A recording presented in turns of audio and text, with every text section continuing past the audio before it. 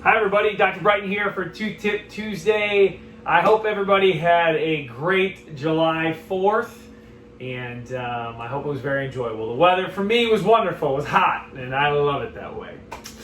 Today we are going to talk about two different topics. First, in my opinion, is information that needs to be shared with you because it's great information. It's just great to hear. And then secondly, I want to discuss some new findings that have come out relative to COVID and your oral health. So first things first, as most of you are aware, here in Michigan, it's been about 4 or 5 weeks roughly since we've been able to get back to at least some degree of normal. And some other states across the country have had even longer.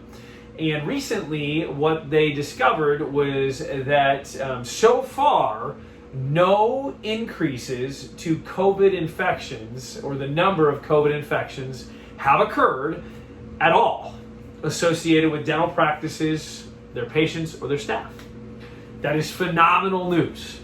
For some of you, patients that have been a little bit more hesitant to come in and see us, I give you that information to be more confident.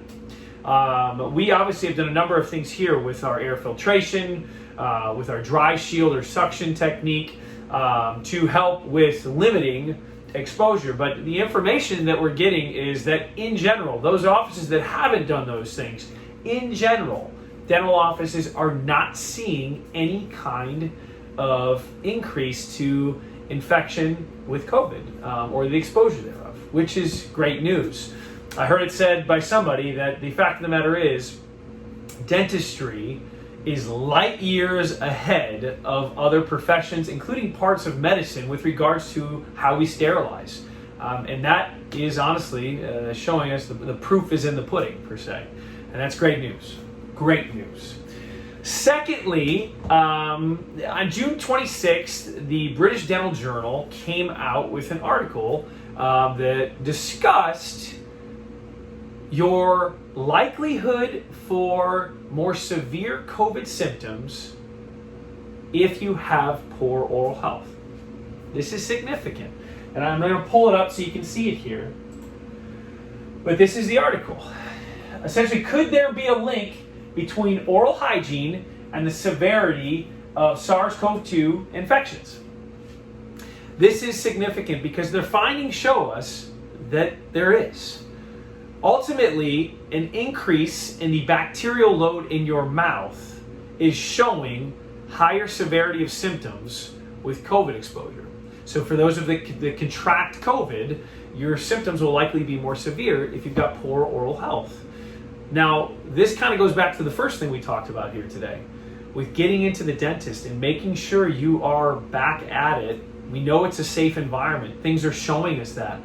But we need to maintain your oral health. We need to maintain keeping things free of bacteria. Because if we're not, we know that severity of a COVID infection is much greater.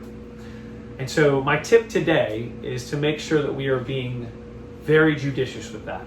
Make sure you're doing your part at home like we've talked about. Make sure that you are flossing daily, rinsing twice daily with a fluorinated mouth rinse and having even an antiseptic to that. And then making sure you're brushing with toothpaste twice a day, spitting the excess out, letting it sit in your teeth for 30 to 45 minutes. We've talked to you before about making sure you're having xylitol exposure and helping to kill some of those strep mutans bacteria. But then making sure that you're getting in for your routine visits, your oral wellness visits, to make sure that we're cleaning that bacteria out of the mouth and creating a healthy environment. Right now, COVID is still out there, obviously, and we are still, as a world, searching for ways to combat it. And this is something we can do to help protect ourselves in the meantime. So, that's my tip for today. I hope you find it helpful. If you have any questions about this article, feel free to reach out to us. If you're watching this on Facebook, message us below. We'll respond to you. If you want to call us, email us, please do so. I hope you find this helpful. I hope you have a great rest of your Tuesday, and I hope you have a great rest of your week. Thanks for tuning in.